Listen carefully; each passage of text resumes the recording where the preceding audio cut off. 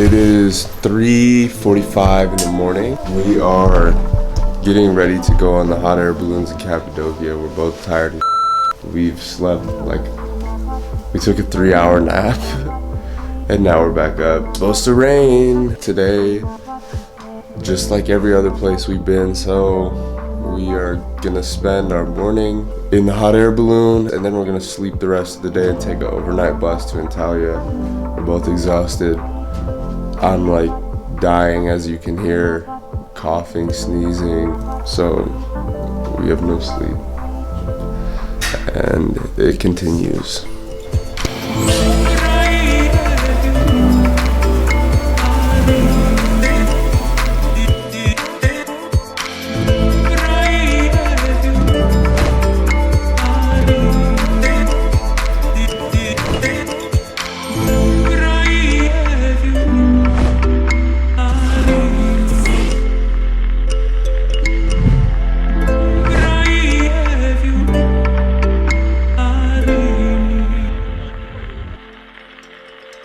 Bye.